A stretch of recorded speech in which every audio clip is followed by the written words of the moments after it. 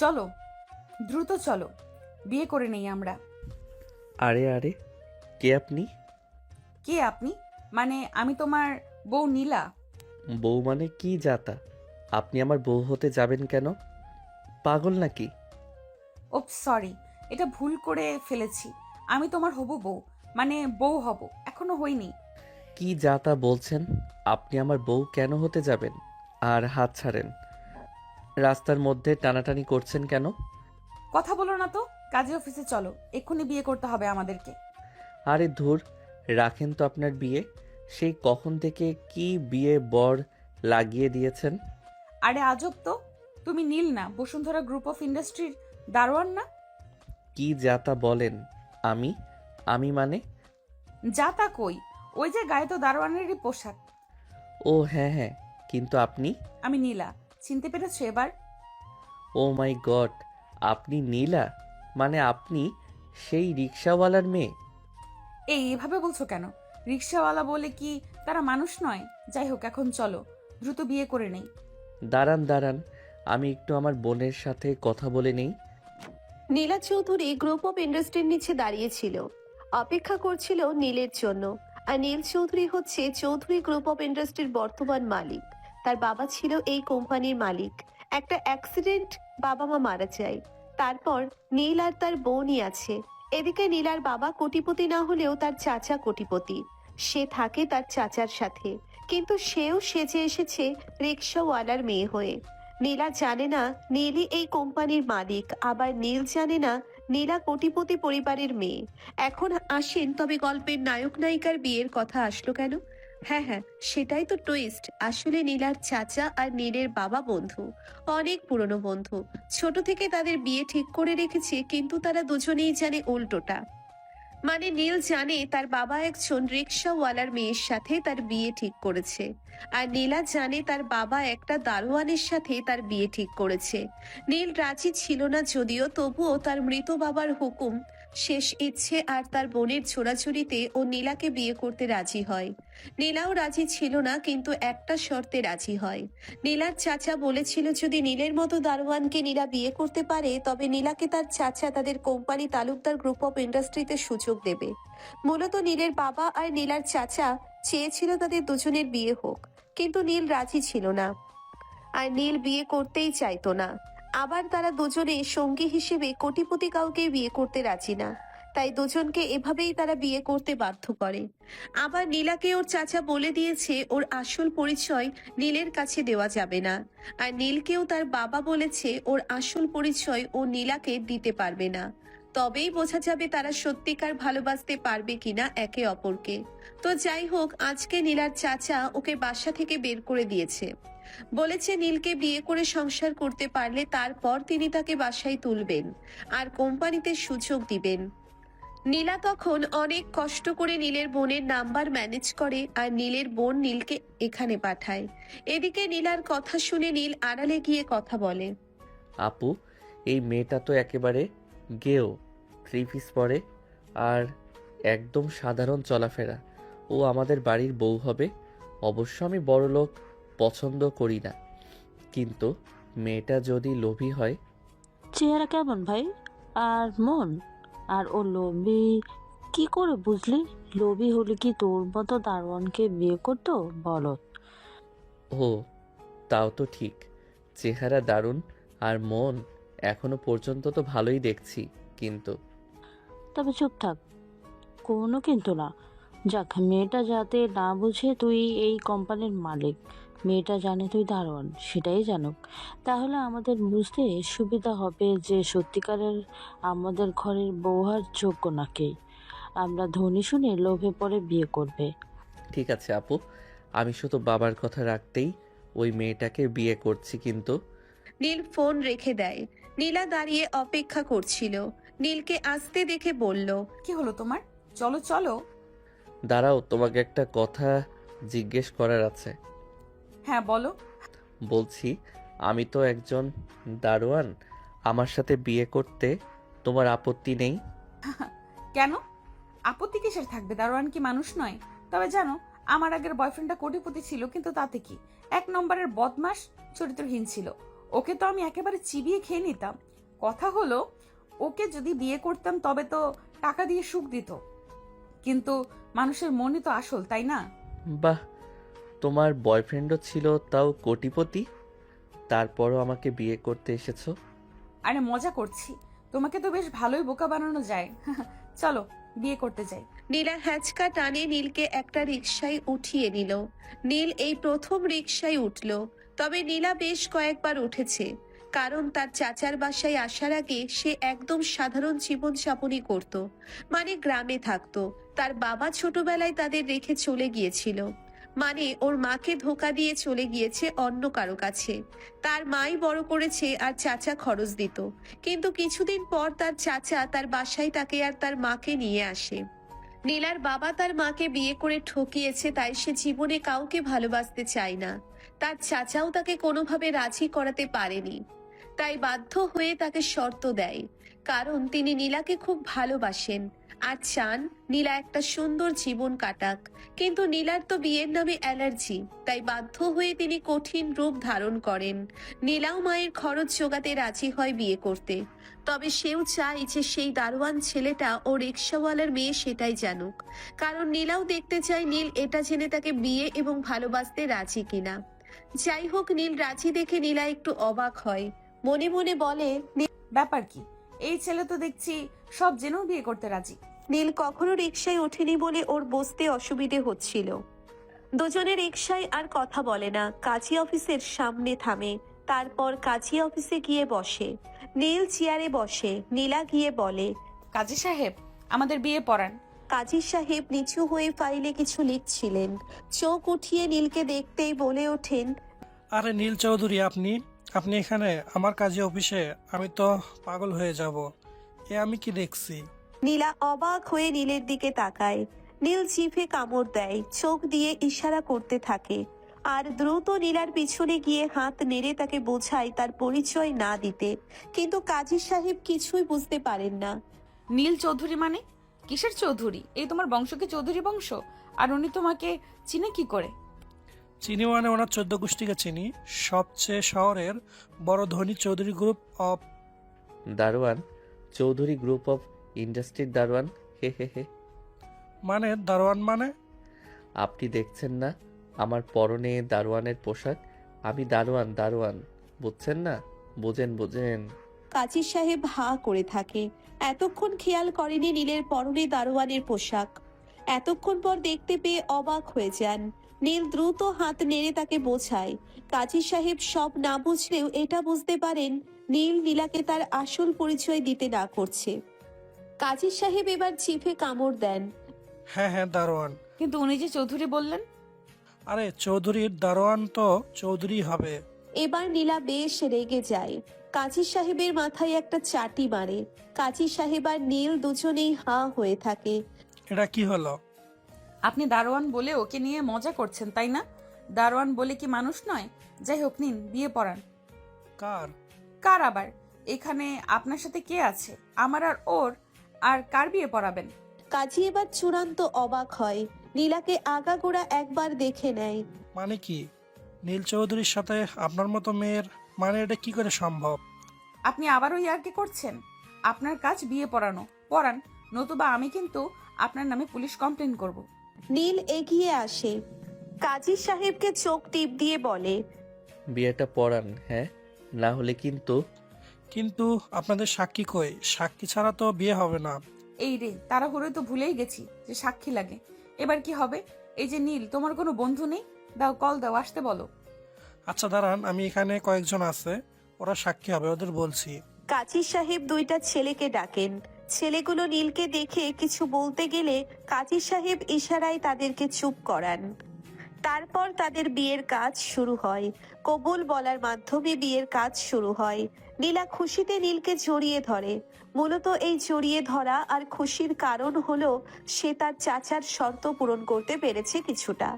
এখন সংসার করতে হবে, তারপর তার চাচা তাকে একটা চাকরি দেবে আর সে তার মাকে নিয়ে সুখে দিন কাটাবে।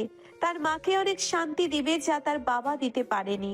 এদিকে নীলা আচমকা জড়িয়ে ধরায় নীল হাঁ হয়ে যায়। কেন যেন নীলের শরীরে একটা শিহরণ জেগে ওঠে। নীল নীলার দিকে তাকিয়ে থাকে। মেয়েটা একদমই সরল দেখতে, আর কি সুন্দর মিষ্টি হাসি। মেয়েটা কি সত্যি সত্যি তাকে ভালোবেসে বিয়ে করেছে? দারোয়ান জেনেও? নীলা তারপর নীলের হাত ধরে বাইরে টানতে থাকে। নীল তাকে বুঝিয়ে বলে। তুমি যাও, আমি ওদের টাকাটা দিয়ে আসি। নীলা বাইরে দাঁড়িয়ে থাকে। নীল টাকা দিতে গেলে কাজী হাঁ করে জিজ্ঞেস করে। স্যার এইসব কি হলো? আর মেয়েটা কি বললো কিছুই বুঝলাম না। আপনি বা তাকে কেন পরিচয় দিতে নিষেধ করলেন তাও বুঝলাম না। নীল কাজীর পকেটে টাকা গুজে দিয়ে বলল। এখানে 5 লাখ আছে, কেমন? আপাতত এই টাকাটা কাজে লাগাও, কিছু বুঝতে হবে না। টাকা দেখে কাজী সাহেব সাথে সাথে বেহুশ হয়ে পড়ে যান। নীল অবাক হয়ে জিজ্ঞেস করে। ব্যাপার কি? কি হলো ওনার? স্যার, জীবনে একসাথে এত টাকা দেখিনি তো। কয়েক বছরেও ওনার এত টাকা হতো না। সেটা একসাথে দেখলেই ঢাল সামলাতে পারেনি। নীলা বাহির থেকে দৌড়ে আসে। কি হলো? কি পড়ার শব্দ হলো? এ কি, ওনার কি হয়েছে? কিছু হয়নি, তুমি চলো। না না, ওনাকে ঠিক করতে হবে। ওনার বোধহয় হুঁশ চলে গেছে। নীলা নীলকে ধাক্কা দিয়ে সরিয়ে কাজী সাহেবের হাত ধরে ডলতে শুরু করলে। তারপর পানি এনে মুখে ছিটা দিল। কিছুক্ষণ পর কাজী সাহেব চোখ খুলল। নীলার মুখে হাসি ফুটলো। এই নিন, আপনাদের কাজী সাহেব চোখ খুলেছে। গরমে বেহুশ হয়ে গেছে বোধহয়, যেন ওনাকে বাসায় নিয়ে যান। কাজী সাহেব তখনও হা করে আছেন। তিনি কিছু বলতে চান, তখনই ছেলেগুলো তাকে ভেতরে নিয়ে যায়। নীল একটু মুগ্ধ হয়ে নীলার দিকে তাকায়। মেয়েটা খারাপ না, অন্যের জীবন যে বাঁচায় সে খারাপ হতে পারে না। নীল মুচকি হাসে। কাজী অফিস থেকে বেরিয়ে নীল আবারও কাউকে ফোন দেয়। নীলা এটা দেখে বিরক্ত হয়ে ফোন কেটে দেয়। এখন তুমি আমার বর, শুধু আমার সাথে কথা বলবা, বুঝছো? আজকে থেকে গার্লফ্রেন্ড বন্ধু সব বাদ, কেবল আমি। এটা কি কথা? এটাই কথা। তোমার গার্লফ্রেন্ড আছে? ধুর, আমার মতো দারোয়ানের গার্লফ্রেন্ড মাথা গোজার ঠাঁই নাই। যাই হোক, ফোনে তোমার জন্য থাকার জায়গা ম্যানেজ করছিলাম। আমার সংসারে শুধু আমার বোন আছে, বুঝলা? বোন বলছে তোমাকে নিয়ে বোন যেখানে কাজ করে সেখানে যেতে। তোমার বোন কই কাজ করে? ওই চৌধুরী বাড়িতে কাজ করে। মানে কাজের লোক আর কি। ও, আমার খারাপ লাগছে। কেন? তোমাদের এত অসহায় অবস্থা, আর এর মাঝে বিয়েটা হলো। আরে চিন্তা করো না। কিন্তু ওয়েট, ওই বাড়িতে তো তোমার বোন কাজ করে, ওখানে আমরা কোথায় থাকবো? তাই তো, সেটা তো ভেবে দেখিনি। দাঁড়াও, একটা ঘর খুঁজতে হবে। তুমি চলো আমার সাথে। কিন্তু ঘর খোঁজার মতো, মানে ভাড়া দেওয়ার মতো টাকাও তো আমার হবে না। কত আর বেতন পাই? আমরা একটা কাজ করতে পারি। আমার বোন চৌধুরী ম্যানশনে 2 রুম নিয়ে থাকে, মানে ওই বাড়ির মালিক দিয়েছে। আমরা ওখানে একটা রুমে থাকতে পারি। আচ্ছা চলো। নীলা এটা দেখে বিরক্ত হয়ে ফোন টেনে নেয়। নীলা রাজি হয়। নীল ভেবেছে তাদের চৌধুরী বাড়ির একটা পুরনো গেস্ট রুমে ওকে নিয়ে যাবে, আর আগে থেকেই তার বোনকে বলেছে রুমটার যা তা অবস্থা করে রাখতে। নীলা রুম দেখেই পালাবে যদি লোভী হয়। যাই হোক, নীলাকে নিয়ে সে চৌধুরী ম্যানশনে যায়। সেখানে ঢুকতেই একজন কাজের লোক দরজা খুলে দেয়। নীল নীলাকে নিয়ে সোজা স্টোর রুমের দিকে ঢোকে। নীলা অবাক হয়। এ কি, কারোর সাথে দেখা নাই, কথা নাই, সোজা রুমে ঢুকে পড়ছো যে? আরে ওরা চৌধুরী, ওরা আমাদের মতো কাজের লোকের বিয়ে বউ দেখে কি করবে? আর আমার বোন তার কাজে আছে, এখন আসতে পারবে না। ও বেশিরভাগ সময় ওখানেই থাকে। আমাদের তো মূল বাড়িতে ঢুকতে দেবে না। এই বাহিরের কটেজটার স্টোর রুম দিচ্ছে, এই বেশ। চৌধুরীরা কয়টা রুম করেছে আর কি চাকর বাকরদের জন্য। আমাদের ভাগ্যে একটা জুটেছে, এই বেশ। এত প্রশ্ন করো না তো, চলো। নীলা আর কথা বাড়ায় না। স্টোর রুমে ঢুকে নীলা কাচতে শুরু করে। মাকড়সার চালের ভরা আর ভাঙাচোরা চেয়ার টেবিল দিয়ে, খাট দিয়ে রুমটা এলোমেলো করা, যা তা অবস্থা। যে কেউ বমি করবে। নীলা বমি করতে গিয়ে নিজেকে সামলে নেয়। ছি, চৌধুরীরা এত বড় খাটাস? কি বললে? তা নয় তো কি, চাকর বাকরের জন্য রুম করেছে। যেভাবে বললে মনে হচ্ছিল কি না কি করে ফেলেছে। কত জানি দয়াবান, কিন্তু ঢুকে দেখি ওষুধেরও এর থেকে ভালোভাবে রাখে মানুষ। আরে আসতে বলো, ওরা শুনতে পাবে। পাক, আমি ভয় পাই নাকি? তুমি না পেলেও আমি পাইব, কারণ বের করে দিলে মাথা গোজার ঠাঁই নাই যে আমাদের। তাও ঠিক। যাই হোক, এখন কিছু খেতে দাও, খাবো। আচমকা এই কথা শুনে নীল হা করে থাকে। খাবে? ওমা, খাবো না, খিদে পেয়েছে। হ্যাঁ হ্যাঁ খাবে, কিন্তু কি দেই তোমায়? আচ্ছা আমি বাহির থেকে খাবার অর্ডার করি, কি বলো? চাইনিজ, পিৎজা, বার্গার নাকি মাটন? কি, তুমি এগুলো আনবে? মাথা খারাপ নাকি? নীল ভুলে বলে ফেলেছিল। হুঁশ হতে বলে, ধুর, ভুলেই যাই। আমি নীল চৌধুরী না, দারোয়ান নীল। না মানে আলু ভর্তা, ডাল, ভাজি কোনটা? খেতে পারবে তো? আমি সব খেতে পারবো, কিন্তু বাহির থেকে কিনতে হবে কেন? ঘরেও তো রান্না করতে পারি। তোমার টাকাও বাঁচলো। একদম টাকা খরচ করা যাবে না, বুঝলে? খরচ করা যাবে না? না, যাবে না। এ দেখি আসতে না আসতেই বাঙালি টিপিক্যাল বউয়ের মতো আচরণ করছে। কি বললে? না কিছু না, যাচ্ছি। নীল বাইরে যেতেই নেবে হঠাৎ করে তাকিয়ে দেখে নীলা কোমরে ওড়না পেঁচিয়ে ধুলোবালি পরিষ্কার করতে নেমে পড়ল। নীল অবাক হয়ে দেখছে যে মেয়েটা একটু আগে বমি করতে যাচ্ছিল, সে এখন স্টোর রুমটাকে বাসযোগ্য করার চেষ্টায় মত্ত। নীল মনে মনে ভাবলো, এই মেয়ে কি সত্যি অদ্ভুত নাকি জাদুকর? কোনো লোভী মেয়ে হলে তো এতক্ষণে এই নোংরা ঘর দেখে ডিভোর্স পেপার রেডি করে ফেলতো। নীলা ধমক দিয়ে বলল, কি হলো, হা করে দেখছো কি? বালতিটা নিয়ে কলপাট থেকে জল নিয়ে আসো। ঘরটা অন্তত মোছা দরকার। আর শোনো, আজ রাতটা আমরা কষ্ট করে এখানে থাকবো। কাল থেকে আমি এই চৌধুরী ভিড়ার মালিকের সাথে কথা বলবো। মানুষকে এভাবে জানোয়ারের মতো ঘরে রাখা আমি একদম পছন্দ করি না। তুমি না বললে খাবে, খিদে পেয়েছে। সর খাবো, আগে যাও। যেটা করতে বলেছি করো। এই নোংরা পরিষ্কার না করে খাওয়া যাবে? নীল ঢোক গিলে বালতি নিয়ে বেরিয়ে এলো। আড়ালে গিয়ে বোন রিতাকে ফোন করলো। আপু, সর্বনাশ হয়েছে। নীলা তো রেগে আগুন।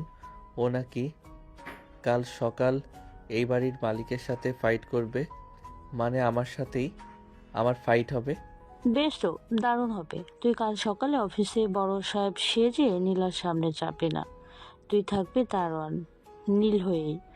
দেখি ও তোর জন্য মালিকের সামনে গিয়ে কতটা লড়াই করতে পারে। আমি ম্যানেজারকে বলে দিচ্ছি তোকে যেন আড়ালে রাখে। রাত বাড়লো। নীলা অনেক কষ্টে স্টোর রুমটা পরিষ্কার করে এক কোণে বিছানা পেতেছে।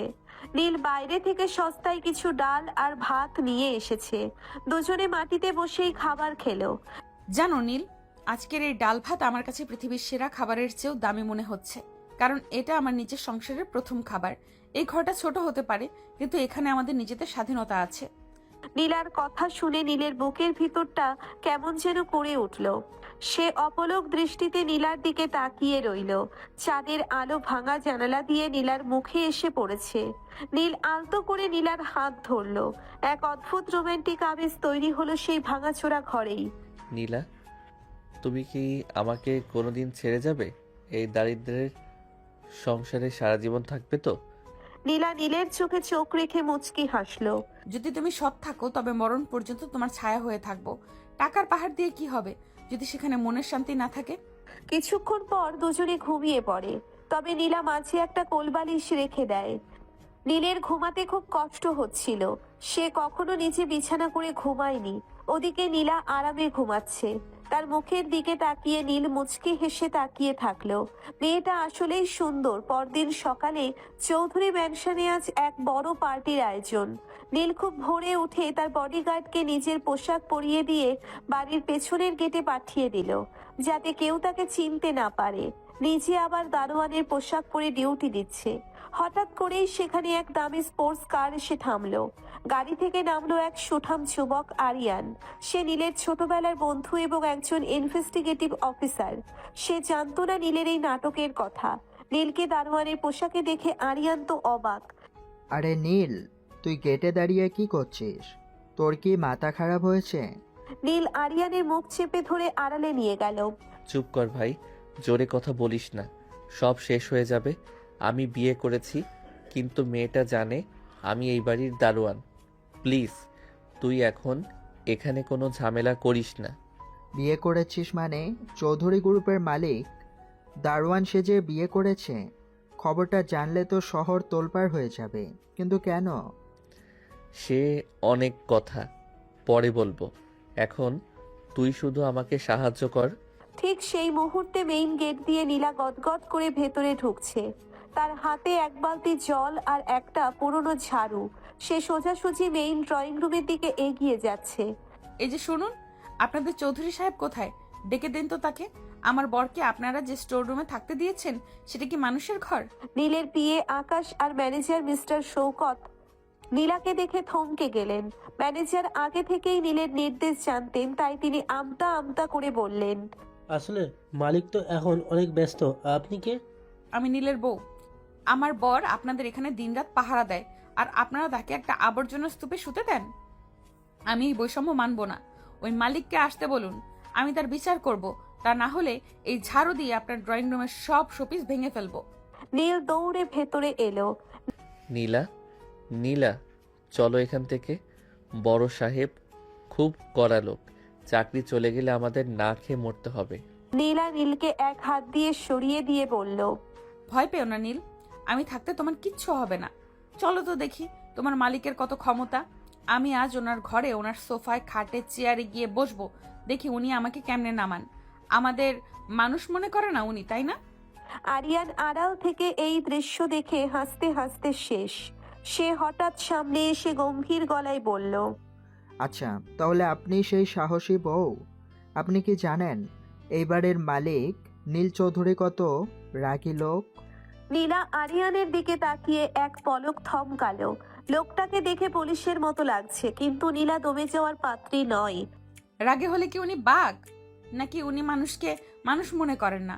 শুনুন অফিসার সাহেব, আমি রিক্সাওয়ালার মেয়ে হতে পারি, কিন্তু অন্যায়ের প্রতিবাদ করতে জানি। নীলকে ওই নরক থেকে না সরানো পর্যন্ত আমি এখান থেকে এক পাও নড়বো না। নীল তখন পেছনে দাঁড়িয়ে আরিয়ানকে ইশারা করছে যাতে ও সব সামলে দেয়। আরিয়ান একটা শয়তানি বুদ্ধি বের করলো। ঠিক আছে, আপনি যখন মালিকের সাথে কথা বলতে চান তবে এক কাজ করুন। এই বাড়ির বড় সাহেব এখন ওপরতলায় এক গোপন মিটিং করছেন, আপনি সেখানে গিয়ে প্রতিবাদ করুন। নীল ভয় পেয়ে গেল। আরে আরিয়ান, তুই এ কি বলছিস?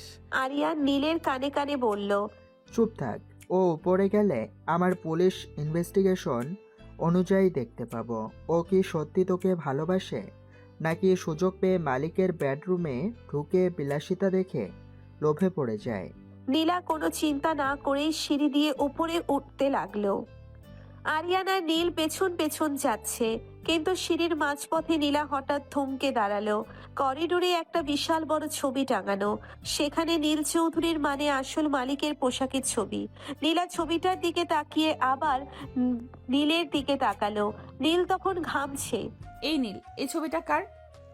একে দেখে তো হুবহু তোমার মতো লাগছে, শুধু পোশাকটা আলাদা। নীল আমতা আমতা করে বলল, ও, ওটা মালিকের বড় ভাই। উনি দেখতে আমার মতোই একটু একটু। হ্যাঁ ভাবি, ওনার নাম হলো সাদা নীল, আর আপনার বর হলো কালো নীল। মিল তো থাকবেই।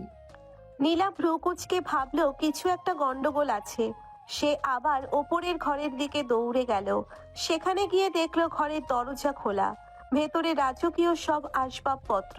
নীলা ঘরে ঢুকেই সোজা বড় সাহেবের দামি রিভলভিং চেয়ারে গিয়ে বসে পড়ল। এই তো, আমি আজ এই চেয়ার থেকে নামবো না। নীল, তুমিও এসে পাশের সোফায় বসো। আজ আমরাই এই ঘরের মালিক। দেখি মালিক বেটা কি করে, আমাদের মানুষ মনে করে না। পশুর ঘর দেওয়া না। এখন এই যে বসলাম, ঘেন্না করবে না। ঠিক তখনই দরজায় এসে দাঁড়ালো নীলের বোন রীতা। সে সেজেছে এই বাড়ির কাজের মেয়ে। ও মা, এ কি কাণ্ড! পেটে দারোয়ানের বড় ভাই সাহেবের চেয়ারে! নীল, তুই কি পাগল হয়েছিস? একে নামা, মালিক এখনই চলে আসবে। নীলা রীতাকে দেখে এক মুহূর্তের জন্য চমকে উঠল। এই মেয়েটাকেও কোথাও দেখেছে বলে মনে হচ্ছে।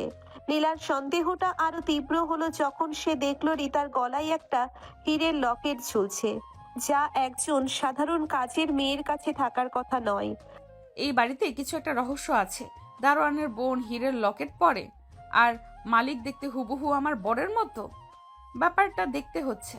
রীতা যখন হীরের লকেট সহ ধরা পড়তে যাচ্ছিল, নীল দ্রুত বুদ্ধিতে বলল, আরে নীলা, ওটা হীরা না, ওটা তো কাচের তৈরি, মেলা থেকে কিনেছে, ও শখ করে পড়েছে। রীতাও তাড়াতাড়ি গলা থেকে লকেটটা খুলে পকেটে চালান করে দিল। নীলা একবার সন্দেহ ভাজন দৃষ্টিতে তাকিয়ে ভাবল, হবে হয়তো। এখনকার দিনে নকল জিনিসও আসলের মতো দেখায়। আরে কি শুরু করলে নীলা? উনি রীতা আপু, আমার বোন। কোথায় আপুকে সালাম করবে? তুমি নতুন বউ, তা নাকি সিআইডিগিরি শুরু করলে? নীল ইশারা করলে আরিয়ান চলে যায়। রীতা চুপচাপ তাকিয়ে থাকে। নীলা জিভে কামড় দেয়। ও আল্লাহ, তুমি রীতা আপু? ইস, সরি আপু, চিনতে পারিনি। আপু, তুমি এই পচা লোকদের এখানে কিসের কাজ করো? এরা কি পচা পচা রুম দিয়ে রেখেছে? কেন, তোমার কি বড় লোকদের মতো রুম দরকার নীলা? থুর, আমি নিজেই তো গরিব, বড়লোক হয়ে কি করব? আমি বুঝিয়েছি রুমটা খুব নোংরা ছিল। নোংরা আমার পছন্দ না, নইলে মাটির ঘরেও আমার অসুবিধা নেই। আচ্ছা, আমি অবশ্য রুমটা পরিষ্কার করে ফেলেছি। চলো আপু, আজ তোমার সাথে অনেক গল্প করব। বিয়ের পর আমার জীবনে তুমি আর নীলই তো সব। নীলের কাছে সব শুনেছি। তোমাদের বাবা মা নেই, চিন্তা করো না, আমি এসেছি না, তোমাদের কোনো কষ্ট হতে দিব না। কদিন পর আমি জব নেব আর তোমাদেরও অনেক ভালো রাখবো। এই পচা লোকদের এখানে কাজ করতে হবে না, বুঝলে? একদমই কথাগুলো বলেই নীলা হাঁপাতে শুরু করলো। রীতা পানি এগিয়ে দিল। নীলা অবাক হয়ে তাকালো। পাশে নীলের মাথায় হাত। এসে কাকে বিয়ে করেছে? এ তো টেপ রেকর্ডার, শুরু হলে বন্ধ হবারই নাম নেই। কি আপু? পানি? পানি? হ্যাঁ, তুমি হাঁপিয়ে গিয়েছো না, এত কথা বলছো। ওহো, আচ্ছা তাই।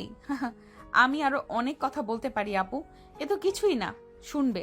না না, শুনতে হবে না আপু, এখন চলো ঘরে চলো।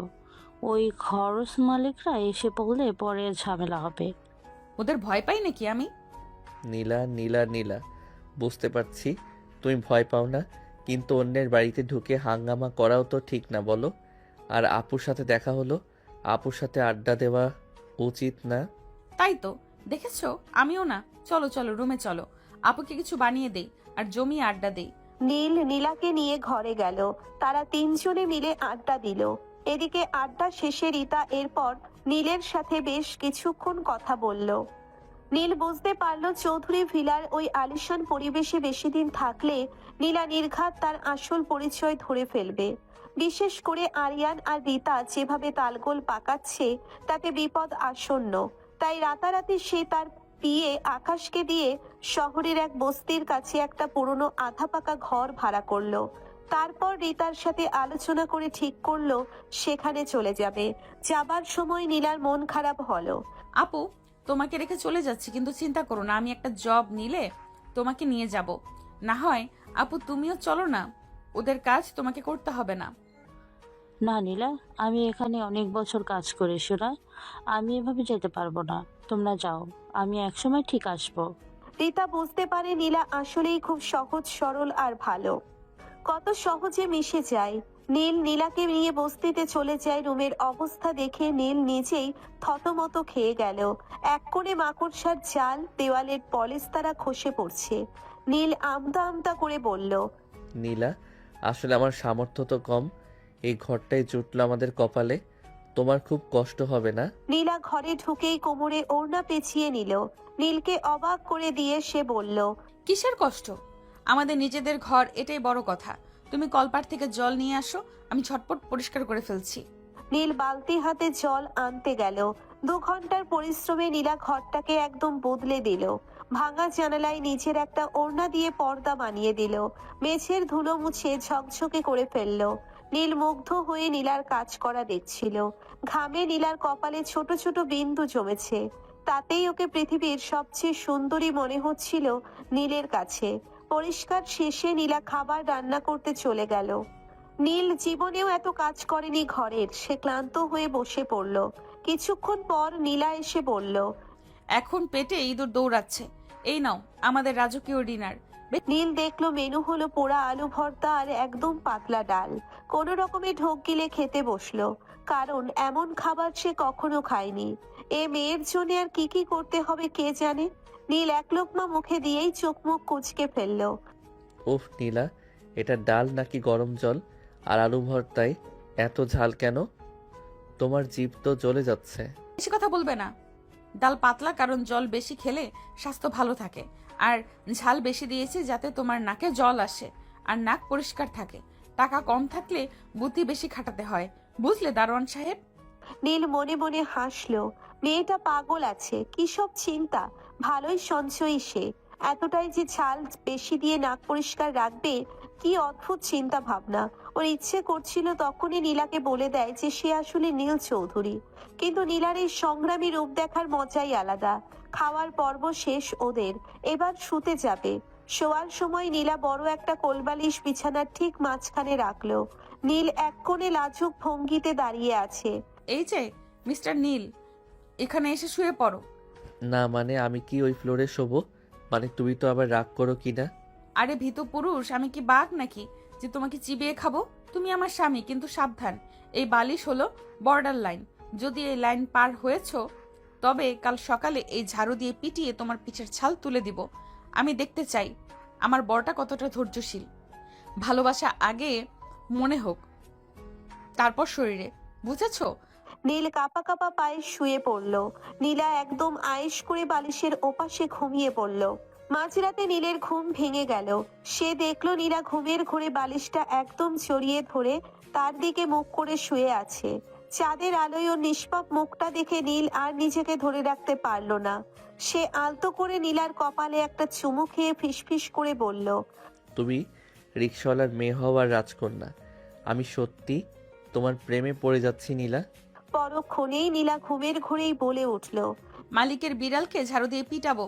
নীল ভয়ে ধরপড় করে দূরে সরে গেল। মেয়েটা কি ঘুমের মধ্যেও মারপিটের স্বপ্ন দেখে? রাত কেটে গেল। পরদিন নীলা সকালে উঠে নীলকে বলল, ঘরে একটা দানাও চাল নেই, চলো বাজারে যাই, তবে ভালো দোকানে যাব, পচা চাল খাওয়া যাবে না।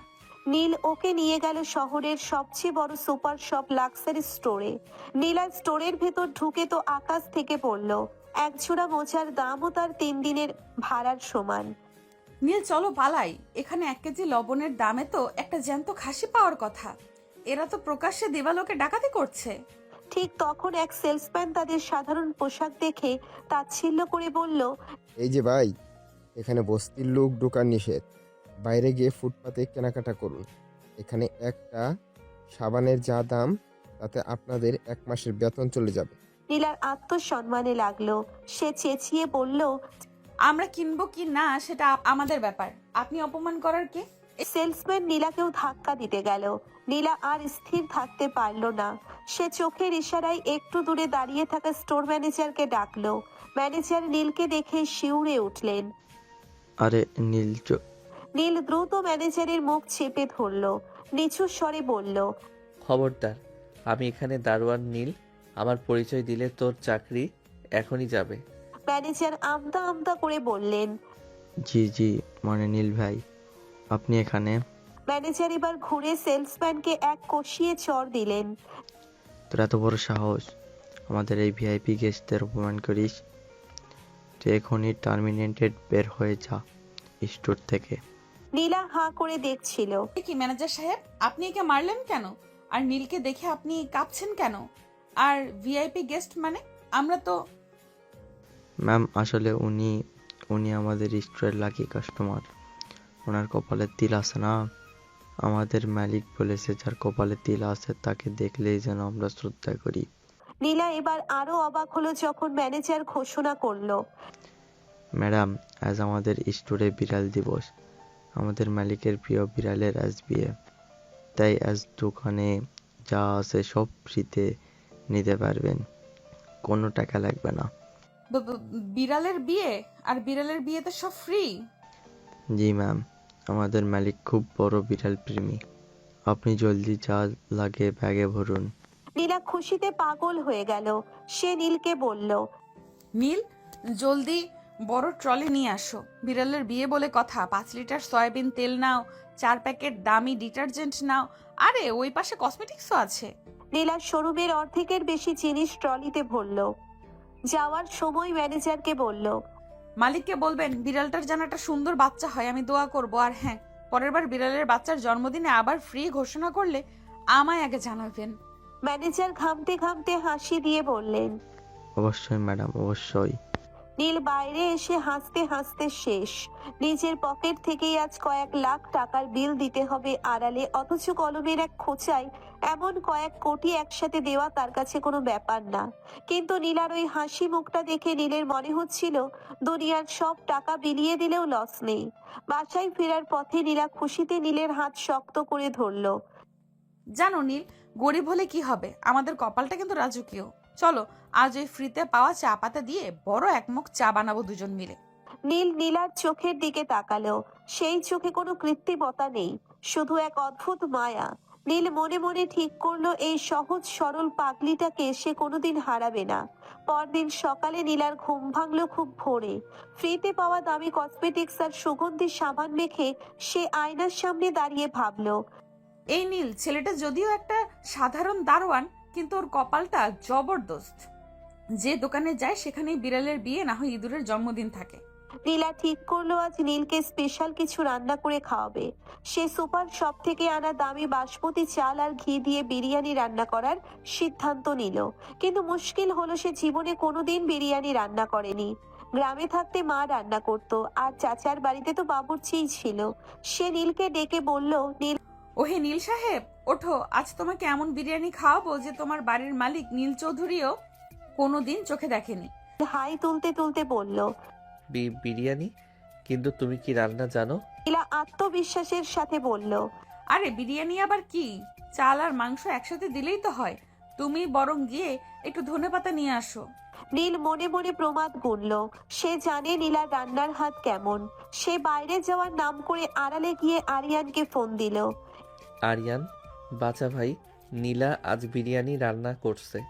আমার মনে হয় আজই আমার শেষ দিন। ও রান্না খেলে আমি স্বর্গে চলে যাব ভাই। তুই জলদি কোনো বড় রেস্টুরেন্ট থেকে 2 প্যাকেট বিরিয়ানি পাঠিয়ে দে। বলবি যে রেস্টুরেন্ট ম্যানেজার পাঠিয়েছে বিড়ালের বিয়ের পরের দিনের গিফট হিসেবে। হা হা হা হা হা। নীল, তুই তো দেখি পুরাই পাগল হয়ে গেছিস। এসব হয় নাকি?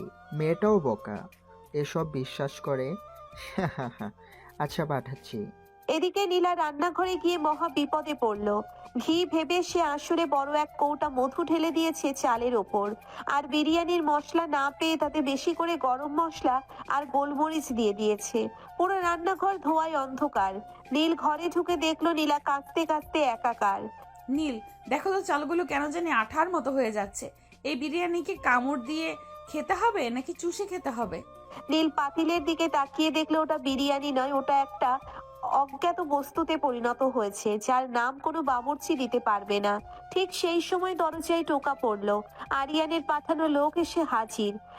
ম্যাডাম, কাল যে বিড়ালের বিয়ে দিছিল আজ সেই বিড়ালের বৌভাত, তাই ম্যানেজার সাহেব আপনাদের জন্য এই বিরিয়ানি পাঠিয়েছেন। নীলা মহা খুশি।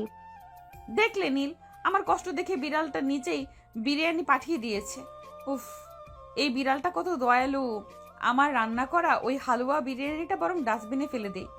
নীল হাঁপ ছেড়ে বাঁচলো, আর ভাবলো নীলা কি বোকা, বিড়ালের সব কাহিনী বিশ্বাস করে নিচ্ছে। আবার ভাবছে বিড়াল তার জন্য খাবার পাঠাচ্ছে, ওরও হয় নাকি। এরপর তারা দুজনে মিলে বারান্দায় বসে বিরিয়ানি খাচ্ছে। নীল হঠাৎ করেই নীলার দিকে তাকিয়ে রোমান্টিক হওয়ার চেষ্টা করলো। নীলা, এই যে আমরা এত কিছু ফ্রিতে পাচ্ছি, তোর মনে হয় না এই ভাগ্যটা আমাদের বিয়ের পর থেকে ফিরতে শুরু করেছে? নীলা বিরিয়ানি চিবোতে চিবোতে বলল। তা তো বটেই, তবে সাবধান নীল, বেশি লোভ করা ভালো না। তুমি তোমার দারোয়ানের চাকরিটা ঠিক মতো করো। আমি চাই না তুমি নীল চৌধুরীর মতো কোনো বড় লোকের দয়া নিয়ে বাঁচো। বড় লোকেরা খুব বদ হয়, জানো তো। নীল গলায় বিরিয়ানি আটকে কাঁদতে শুরু করলো। সে মনে মনে ভাবলো, বউ আমার, আমি যে সেই বড় লোকটা, সেটা যখন জানবে তখন কি আমাকে আস্ত রাখবে? হঠাৎ করে তাদের সেই ছোট্ট ঘরে এসে হাজির হলো রিতা। রিতা একটা সাধারণ সুতির শাড়ি পরে কাজের মেয়ের সাজে এসেছে।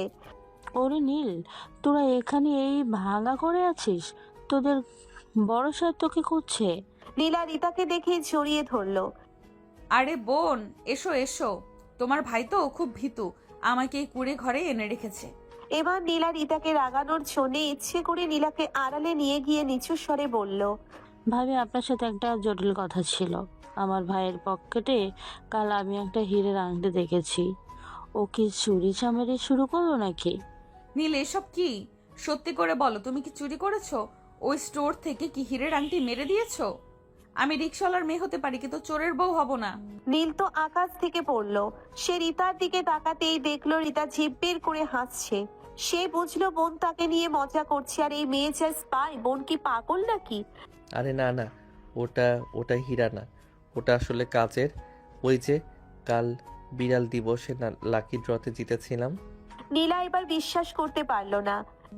প্রতিদিন লাকি ড্র, প্রতিদিন গিফট? নীল, আমার সন্দেহ হচ্ছে। কাল চলো তো, আমাদের ওই অফিসে নিয়ে যাবেন। আমি দেখবো তোমার বড় সাহেব নীল চৌধুরীকে। আমার মনে হয় এই লোকটা তোমাকে দিয়ে কোনো 2 নাম্বার কাজ করাচ্ছে, তার জন্য তুমি হীরের আংটি কিনতে পেরেছো। নীল রিতার দিকে সাহায্যের দৃষ্টিতে তাকালো। রিতা তখন ইশারায় বলল। ফেঁসে গেছিস ভাই। নীল রান্না করার পর রিতা সহ সবাই একসাথে খেলো। এরপর কিছুক্ষণ গল্প করে রিতা চলে গেল। রাতে আবার সেই বালিশের সীমানা। কিন্তু আজ নীল একটু সাহসী হলো। সে নীলার একটু কাছে ঘেঁষার চেষ্টা করলো। নীলা, শোনো না, এই ঘরটা ছোট ঠিকই, কিন্তু তুমি আসার পর এটা আমার কাছে জান্নাত মনে হচ্ছে। নীলা মুচকি হেসে নীলের দিকে তাকালো। সে আজ আর ঝাড়ুর ভয় দেখালো না, বরং নীলের চুলে হাত বুলিয়ে দিয়ে বলল, তুমি না খুব অদ্ভুত নীল, তোমার মধ্যে কোনো অহংকার নেই। এই যে আমরা গরিব, এটা নিয়ে তোমার কোনো আক্ষেপ নেই। এটা আমার সবচেয়ে ভালো লাগে। নীল নীলার হাতটা নিজের হাতের ভেতর নিয়ে বলল, যদি কোনোদিন জানো আমি যা বলেছি তার সবটা সত্যি নয়, তবে কি আমাকে ঘৃণা করবে? নীলা গম্ভীর হয়ে গেল। আমি মিথ্যুকদের সহ্য করতে পারি না নীল। তবে যদি ভালোবাসা সত্যি হয় তবে হয়তো সব মাফ করে দিব। কিন্তু এসব কি বলছো? আর আমার সব কেমন স্বপ্নের মতো লাগছে। মনে হচ্ছে 2 দিনে যেন আমরা কত চেনা হয়ে গেছি একে অপরের। যাই হোক, এখন ঘুমাও। কাল সকালে কিন্তু নীল চৌধুরীর অফিসে হানা দেবো আমি। নীল ভয়ে কাঁপতে কাঁপতে ঘুমিয়ে পড়ল। সে স্বপ্নে দেখলো নীলা তাকে ঝাড়ু দিয়ে তাড়া করছে আর বলছে, তুই আমাকে বিড়ালের বিয়ের গপ্প শুনিয়েছিস, মিথ্যা বলেছিস। আজ তোকে ঝাড়ু দিয়ে চ্যাপ্টা বানাবো। পরদিন সকালবেলা নীলা জেদ ধরলো সে আজ নীল চৌধুরীর অফিসে গিয়ে নীল চৌধুরীর সাথে দেখা করবেই। নীল উপায় না দেখে নীল চৌধুরী সেজে অফিসে গেল না, বরং দারোয়ানের পোশাক পরেই অফিসের গেটে দাঁড়ালো। আরিয়ানকে বলল বড় সাহেবের চেয়ারে বসতে। নীলা অফিসে ঢুকেই সোজা বড় সাহেবের রুমে যেতে চাইলো। গার্ডরা আটকাতে চাইলে সে ঘর থেকে সাথে করে একটা ঝাড়ু এনেছে। সেটা উঁচিয়ে বলল, খবরদার, আমি নীল চৌধুরীর দারোয়ানের বউ। নীল চৌধুরীকে ডাকুন। এরপর নীলা নিজেই রুমে ঢুকে গেল। রুমে ঢুকেই দেখলো আরিয়ান দামি স্যুট পরে মালিকের চেয়ারে বসে পা নাচিয়ে আপেল খাচ্ছে। আরে, আপনি সেই বদমাশ লোকটা না? আপনি নীল চৌধুরী? কিন্তু তা কি করে হয়? আপনি না দেখতে আমার বরের মতো ছিলেন। তবে আরে তুমি আমাদের দারোয়ানের বউ নীলা না? যাই হোক, ওইটা আরও আগে দেখতে অমন ছিলাম, পরে প্লাস্টিক সার্জারি করে এই চেহারা করেছি। কেন এত গোয়েন্দাগিরি কেন চালাচ্ছ? তাহলে সেদিন কেন বললেন না আপনি মালিক? আর চেহারা এক, আবার সার্জারি, তবে ঘরে আগের ছবি কেন টাঙিয়ে রেখেছেন? আপনি বলছেনটা কি? কিছুই বুঝতেছি না। যা সত্যি তাই বলেছি, কিন্তু তোমার এখানে কাজ কি? কি চাই? এনিওয়েজ, প্লাস্টিক সার্জারি করাইছেন না পলিথিন মারছেন? আগে ব্যাং ছিলেন না বানর, তা দেখার দরকার আমার নেই। এই যে মিস্টার নীল চৌধুরী, আমার বরের দিকে এত কুনজর কেন আপনার? প্রতিদিন ওকে কেন এত গিফট দিচ্ছেন?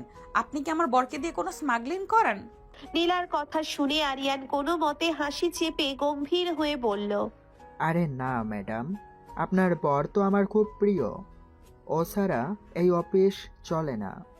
তা তো চলবেই না। আপনি তো আরাম করে চেয়ারে বসে আপেল খাচ্ছেন, আর আমার বর রোদে দাঁড়িয়ে গেট পাহারা দিচ্ছে। এই নিন, এই ঝাড়ুটা ধরুন। আজ থেকে আপনি গেটে দাঁড়াবেন আর নীল এই চেয়ারে বসবে। নীল দরজার আড়ালে দাঁড়িয়ে নিজের কপালে থাপ্পড় মারল। নীল চৌধুরী হওয়ার বদলে এখন তাকে আরিয়ানের ঝাড়ুদার হওয়ার প্রস্তাব শুনতে হচ্ছে। নীলার এই পাগলামি দেখে অফিসের সবাই হাসছে, কিন্তু নীল দেখলো নীলা তাকে কতটা আগলে রাখার চেষ্টা করছে। এই সাধারণ মেয়েটার ভেতরে যে অসাধারণ ভালোবাসা লুকিয়ে আছে তা দেখে নীল মনে মনে ঠিক করলো সে শীঘ্রই সব সত্যি বলে দেবে, কিন্তু তার আগে নীলার এই দাদাগিরিটা আরো কিছুদিন উপভোগ করতে চায়। হা হা হা হা হা। যান যান, আপনার স্বামীকে বেশি কষ্ট দিব না, যান। হা হা হা। নীল দৌড়ে গিয়ে নীলাকে টেনে আনলো, তারপর গাড়িতে বসালো। অফিস থেকে ফেরার পথে নীলা গাল ফুলিয়ে বসে রইলো। নীল আর চোখে নীলার দিকে তাকাচ্ছে। কি হলো বউ, ওভাবে রাগী পেঁচার মতো বসে আছো কেন? বেশি কথা বলবে না নীল। ওই নীল চৌধুরী লোকটা সুবিধার না, মানুষে তো ভালো হয় কি করে? নিশ্চয়ই ওর কোনো খারাপ মতলব আছে। কেমন কেমন যেন সন্দেহ হয়, ওর চোখ দুটো এমন চোরের মতো। নীল মনে মনে বলল, বউ আমার, তুমি যাকে আসল মালিক ভাবছো সে আসলে পুলিশ, আর যাকে দারোয়ান ভাবছো সেই আসল মালিক। বাসায় ফিরতেই দেখা গেল আর এক বিপদ। তাদের ঘরের সামনে একটা বিশাল বড় প্যাকেট রাখা। প্যাকেট খুলতেই নীলা তো অবাক। ভেতরে একটা দামি মাইক্রোওয়েভ ওভেন আর সাথে একটা চিরকুট। তাতে লেখা, কাল আমাদের মালিকের বিড়ালের বিয়েতে আপনারা আসতে পারেননি বলে বিড়ালটা খুব মন খারাপ করেছে, তাই এই ওভেনটা উপহার পাঠালো। এতে বিড়ালের বিয়ে। নীলা চোখ কপালে তুলে বলল, নীল, এই বিড়ালটার কি মাথা খারাপ? বিড়ালের আবার বিয়ে থাকে, আর সে ওভেন পাঠিয়েছে কেন? বিড়াল কি এখন ইঁদুর গ্রিল করে খাবে? আরে না না, আসলে বিড়ালটা খুব আধুনিক তো, হয়তো চাই আমরা গরম খাবার খাই। তুমি বরং এটা রাখো। ধুর, এইটা কি রূপকথা পাইছো নাকি আমাকে বলদ পাইছো, কোনটা? হ্যাঁ, নীলা সন্দেহের চোখে তাকিয়ে রইল। সে ঠিক করলো আজ রাতে সে নীলকে জেরা করবেই। এদিকে রাতের বেলা নীলা ওভেনে কিছু গরম করার চেষ্টা করতে গিয়ে উল্টে বিপত্তি বাঁধালো। সে প্লাস্টিকের বাটি সহ খাবার ঢুকিয়ে দিয়েছে। কিছুক্ষণ পর ঘর পোড়া গন্ধে ভরে গেল। নীল দৌড়ে এসে ওভেন বন্ধ করলো। নীলা, তুমি তো ঘরটাই পুড়িয়ে দিতে। আমি কি করব? ওই বিড়ালটা কি আমাকে শিখিয়ে দিয়েছে এটা কিভাবে চালায়? সব দোষ ওই বিড়ালের। নীল হাসতে হাসতে নীলার কাছে গেল। নীলার নাকে একটু কালি লেগেছিল। নীল পরম মমতায় নিজের হাত দিয়ে সেই কালি মুছে দিতে লাগলো। মুহূর্তের মধ্যে ঘরটা নিস্তব্ধ হয়ে গেল। নীলা স্থির হয়ে নীলের চোখের দিকে তাকিয়ে রইল। নীল বুঝতে পারছে সে নীলার প্রেমে পড়েছে। নীলা, মাঝে মাঝে আমার খুব ভয় হয়। কিসের ভয়? যদি কোনোদিন তুমি জানো যে আমি যা বলেছি তার সবটা সত্যি নয়, সেদিন কি আমাকে এই ওভেনের ভেতর ঢুকিয়ে গ্রিল করবে? যদি তুমি আমাকে ভালোবেসে মিথ্যা বলো তবে মাফ করে দেব, কিন্তু যদি আমাকে ধোকা দাও তবে ওই ঝাড়ুটা দেখছোই তো। নীল আলতো করে নীলার হাত চেপে ধরে বলল, একটা চুমু। তোমাকে হারানো আমার সাধ্যের বাইরে নীলা। পরদিন সকালবেলা নীলা ঘর পরিষ্কার করছে, এমন সময় দরজায় করাঘাত হলো। দরজা খুলতেই নীলা দেখলো সেই শপিং স্টোরের ম্যানেজার দাঁড়িয়ে আছেন। ওনার হাতে এক বড় মাছের ছুরি। ম্যাডাম শুভ সকাল। কাল আমাদের মালিকের বিড়ালের বাসর রাত ছিল, সেই খুশিতে এই জ্যান্ত কাতল মাছটা মালিক পাঠিয়েছেন। নীলা এবার আর সহ্য করতে পারলো না। সে ম্যানেজারের কলার ধরে ভেতরে টেনে আনলো। বলুন তো, এই বিড়ালটাকে? বিড়ালের আবার বাসর রাত? আপনি কি আমাকে পাগল পেয়েছেন? আর আপনার ওই বিড়াল সব উপহার আমার বরকেই কেন পাঠায়? নীলার ধমক শুনে ম্যানেজার থরথর করে কাঁপছেন। নীল আড়াল থেকে হাত নেড়ে ইশারা করছে, বিপদ বিপদ। ম্যাম, আসলে বিড়ালটা না, বিড়ালটা হলো আমাদের মালিকের লাকি চার্জ। আর আপনার বর যখন দোকানে গিয়েছিল বিড়ালটা ওর উপর ঝাঁপিয়ে পড়েছিল, মনে আছে? তার মানে বিড়ালটা ওকে পছন্দ করেছে, তাই এই সব উপহার। নীলা ম্যানেজারকে ছেড়ে দিয়ে বলল, ঠিক আছে, মাছটা রাখুন। তবে কাল যদি বিড়ালটা তার বাচ্চার জন্য ফিডার পাঠায় তবে আমি সোজা আপনার মালিকের অফিসে গিয়ে কামড় দিয়ে আসবো। ম্যানেজার কোনো মতে যান বাঁচিয়ে পালালেন। নীল তখন হাসতে হাসতে মেঝেতে গড়াচ্ছে। বিকালে নীল আর নীলা নদীর পাড়ে হাঁটতে গেল। নীল আজ খুব দামি একটা পারফিউম মেখেছে। মূলত ভুল করেই নিজের ড্রয়ার থেকে নিয়ে এসেছে আর অভ্যেস মতো গায়ে মেখে ফেলেছে। নীল, আমার গায়ে এত দামি গন্ধ কেন? এটা তো সেই চৌধুরী সাহেবের কেবিনে যে গন্ধ ছিল তার মতো গন্ধ লাগছে। ও ওটা আসলে ওই যে কাল ওভেনের প্যাকেটের সাথে একটা সেন্টের শিশি ফ্রি ছিল, ওইটাই মেখেছি। নীলা নীলের কাছে এসে দাঁড়ালো। নদীর বাতাস নীলের চুলগুলো উড়িয়ে নীলের মুখে ফেলছে।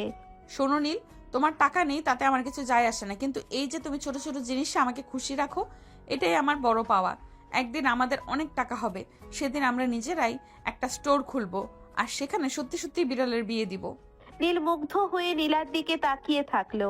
সে ভাবলো এই মেয়েটার সরলতা আমার কোটি টাকার চেয়েও দামি। হঠাৎ নীলা দেখলো নদীর ঘাটে একটা দামি কালো গাড়ি দাঁড়িয়ে আছে, আর তার ভেতরে আরিয়ান মালিকের সাজে এক মেয়ের সাথে হাসাহাসি করছে। দেখো দেখো নীল, ওই যে তোমার বদমাস মালিক আরিয়ান, ও এখানে মেয়ে নিয়ে ঘুরছে আর তুমি রোদে কাজ করো। চলো ওর টায়ার পাংচার করে দিয়ে আসি। নীল নীলাকে নিয়ে পড়লো বিপাকে। সারাক্ষণ ওর মাথা গরম হয়ে থাকে। নীল কি করবে বুঝতে না পেরে ওর হাত চেপে ধরলো। না না নীলা, ওটা করো না, চাকরিটা সত্যিই চলে যাবে।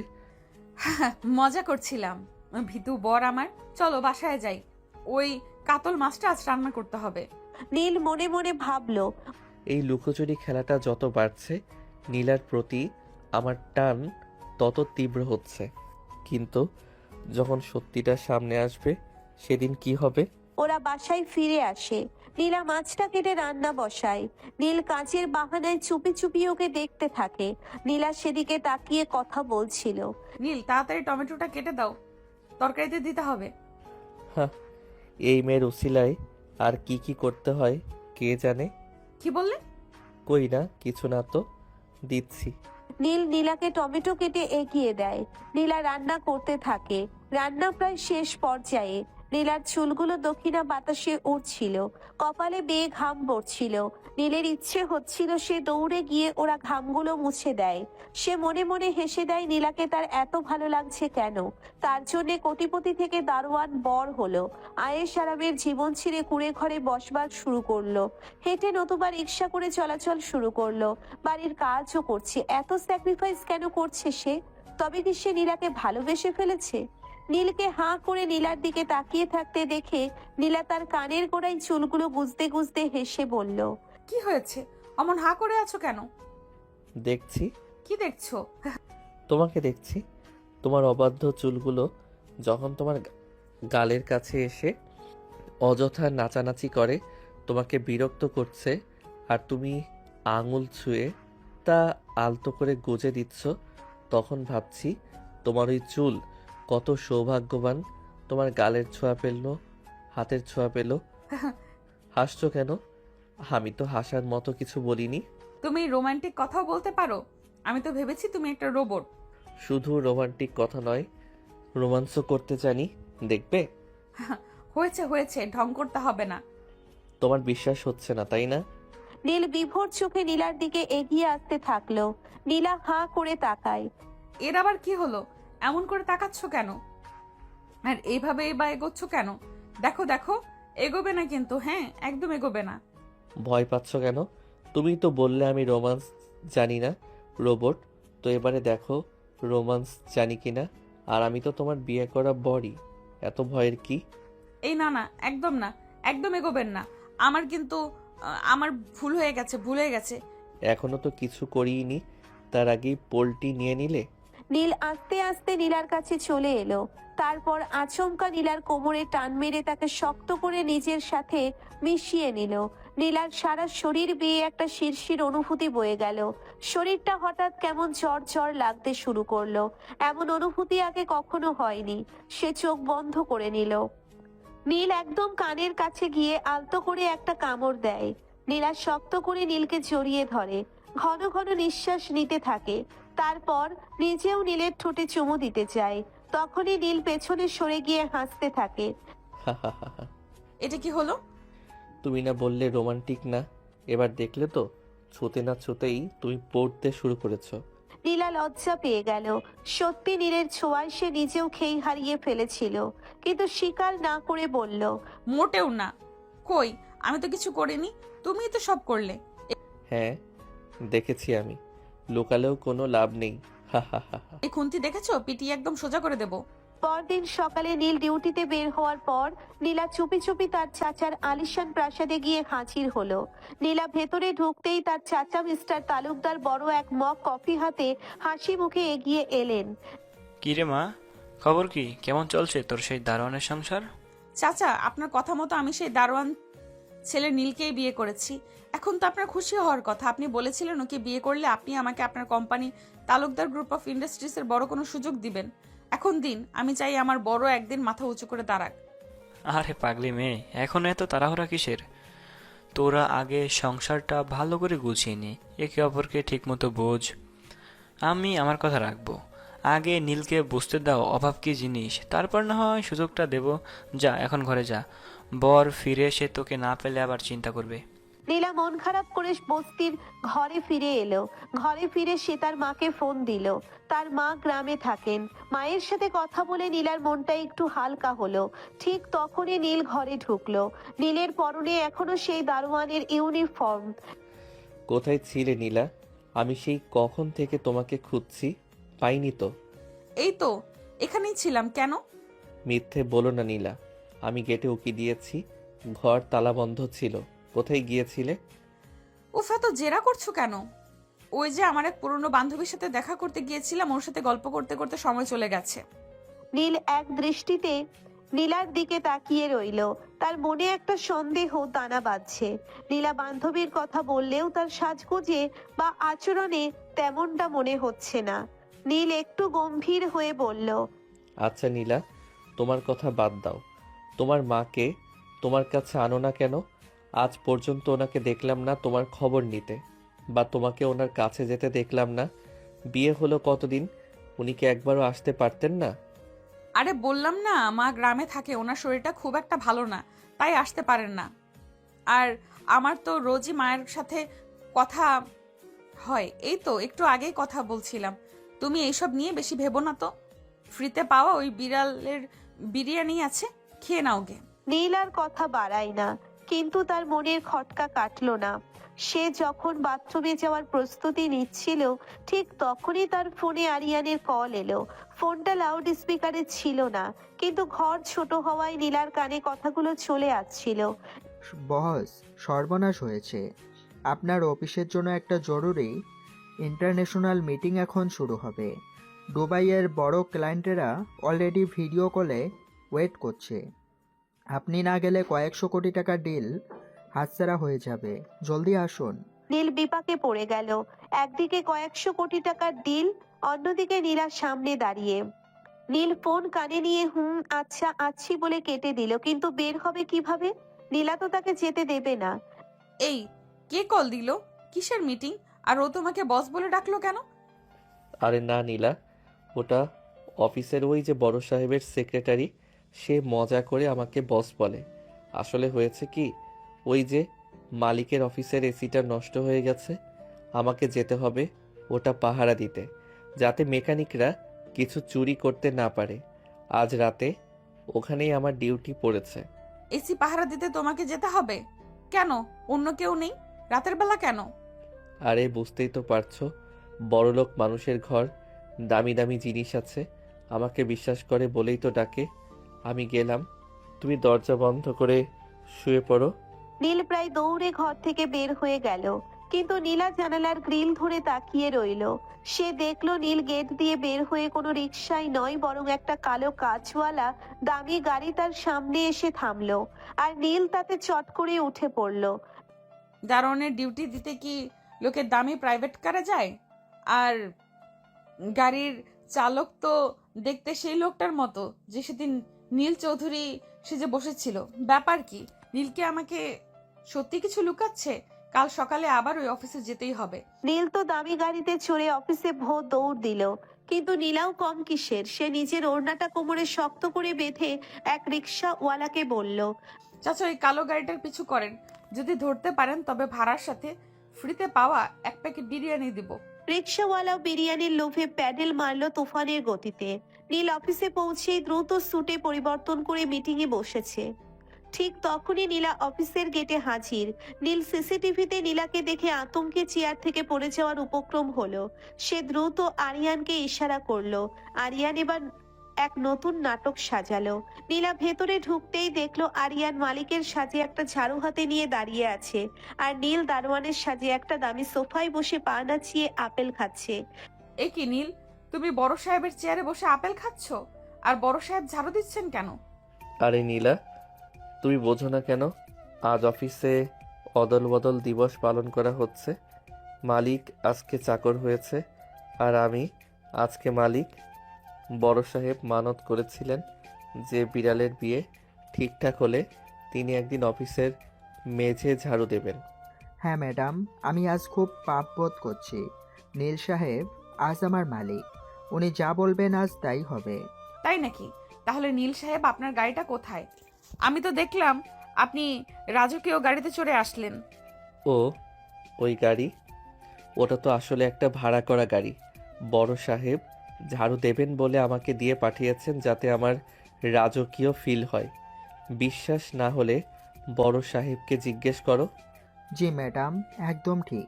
গাড়িটা আমি পাঠিয়েছিলাম। এখন দয়া করে আমাকে ঝাড়ু দিতে দিন, না হলে বিড়ালটা অভিশাপ দিবে। নীলা মাথা চুলকাতে চুলকাতে বেরিয়ে গেল। তার মাথায় কিছুতেই ঢুকছে না যে একটা বিড়ালকে কেন্দ্র করে একটা অফিস কিভাবে এভাবে পাগল হয়ে যেতে পারে। রাতে বাসায় ফেরার পর নীলা গাল ফুলিয়ে বসে আছে। নীল ঘরে ঢুকতেই দেখলো রান্না বান্না কিছুই হয়নি। তোমার আর ওই অফিসে পাগলামি আমার আর ভালো লাগছে না নীল। তোমরা কি আমাকে সত্যি বোকা ভাবো? ওই বিড়ালের গোষ্ঠীর এত নিয়ম কেন? আরে রাগ করো কেন পাগলি? দেখো আজ তোমার জন্য কি এনেছি। আবার কি? ইঁদুরের জন্মদিনের কেক? না, এই দেখো, নীল অপরাজিতা ফুল। আজ সারাদিন খুব টেনশনে ছিলাম যে আমার বউটা বুঝি রেগে আছে। শোনো নীলা, দুনিয়াটা গোলকধাঁধার মতো, কিন্তু এই গোলকধাঁধায় তুমি আমার সবচেয়ে ধ্রুব সত্য। তোমার এই রাগী মুখটা না দেখলে আমার রাতের ঘুম আসে না। নীলের কথাগুলো শুনে নীলার রাগ পানি হয়ে গেল। নীল নীলার হাত ধরে টেনে বাড়ির সামনে ছোট্ট ঘাস ভরা উঠানে নিয়ে গেল। আজ রাতটা অদ্ভুত সুন্দর, মাথার উপর বিশাল এক রূপালী চাঁদ। দেখো নীলা, ওই চারটার কিন্তু কোনো অভাব নেই, অথচ ও একাই কত সুখী। আমাদেরও হয়তো অনেক নেই, কিন্তু আমরা দুজন একসাথে আছি, এটাই কি বড় আনন্দ নয়? নীল একটা ভাঙা টিন দিয়ে বানানো তবলার মতো শব্দ করতে শুরু করলো, আর নীলা খিলখিল করে হাসতে হাসতে নাচতে শুরু করলো। তারা একে অপরের হাত ধরে গোল হয়ে ঘুরতে লাগলো। হাসতে হাসতে দুজনেই ক্লান্ত হয়ে ঘাসের ওপর শুয়ে পড়লো। জানো নীল, ছোটবেলায় ভাবতাম রাজপুত্র বিয়ে করব, কিন্তু এখন মনে হয় এক রাজপুত্রের চেয়ে এক পাগল দারোয়ান অনেক ভালো।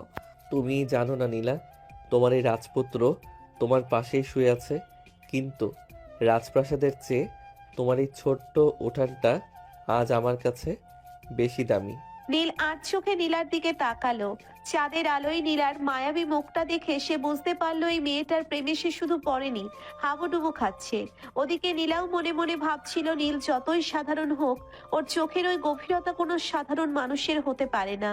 দুজনেই দুজনকে ভালোবাসার কথা বুঝতে পারছে, কিন্তু কেউ মুখ ফুটে কিছু বলছে না। এক অদ্ভুত নীরবতা আজ সুখে রাতটা কাটতে লাগলো। পরদিন সকালবেলা নীলা যেন খুশির চোটে ডানা মেলে উঠছে। তার চাঞ্চল্য দেখে কে বলবে যে সে একটা বস্তির ভাঙা ঘরে থাকে? নীল ঘুমে আচ্ছন্ন। এমন সময় নীলা কোত্থেকে এক বালতি জল আর কিছু মেছো বাঘের মতো বড় বড় কই মাছ নিয়ে হাজির হলো। ওহে নীল সাহেব, ওঠো, দেখো আজ বিড়াল দিবসের পরবর্তী উপহার হিসেবে বিড়ালের খালাতো ভাই আমাদের জন্য এই জ্যান্ত কই মাছ পাঠিয়েছে। কি? বিড়ালের খালাতো ভাই? ওটা আবার কে? আরে ওই যে তোমার অফিসের পিয়ন, সে এসে দিয়ে গেল। এখন তাড়াতাড়ি ওঠো, এই মাছগুলো বড্ড লাফাতে জানে, এদের সাথে আজ কুস্তি লড়তে হবে। নীলা মাছগুলো কাটতে গিয়ে দেখলো একটা মাছ লাফ দিয়ে সোজা নীলের লুঙ্গির ভাঁজে ঢুকে পড়েছে। নীল তো ভয়ে লাফিয়ে খাটের উপর উঠে চিৎকার শুরু করলো। ওরে বাবারে, নীলা বাঁচাও, মাছটা তো আমাকে কামড়ে দেবে। আরে ভয় পেও না, ওটা তো মাছ, কুমির না। তুমি বরং স্থির হয়ে দাঁড়াও, আমি এটাকে ধরছি। নীলা মাছ ধরতে গিয়ে নীলের ওপর ঝাঁপিয়ে পড়লো, আর অমনি দুজনে ধপাস করে মেঝের ওপর পড়ে গেল। মাছটা তখন গলার কাছে লাফাচ্ছে, আর নীলা হাসতে হাসতে গড়িয়ে পড়ছে। নীলের অবস্থা কাহিল, কিন্তু নীলার ওই বাঁধ ভাঙা হাসি দেখে সে রাগ করতেও ভুলে গেল। নীল অফিসে যাওয়ার সময় নীলা বায়না ধরলো সে আজ নীলকে টিফিন পৌঁছে দেবে। নীল তো মহা বিপদে। সে অফিসে গিয়ে আরিয়ানকে বলল। দোস্ত, আজ নীলা আসছে, আজ কি করবি? আরিয়ান মাথায় হাত দিয়ে বসেছিল। সে বলল, আজ আর অদল বদল দিবস চলবে না। আজ আমরা সাজবো, অফিস পিকনিক। আজ আমরা সবাই মাটিতে বসে ভাত খাবো, আর আমি হব বাপুরচি। নীলা অফিসে গিয়ে দেখলো আরিয়ান রান্নাঘরের অ্যাপ্রন পরে বড় এক কড়াইয়ে ডাল নাড়ছে, আর নীল ম্যানেজারদের নিয়ে মাটিতে বসে কলাপাতা নিয়ে অপেক্ষা করছে। এ কি, নীল চৌধুরী সাহেব রান্না করছেন? আর তুমি কোথায়?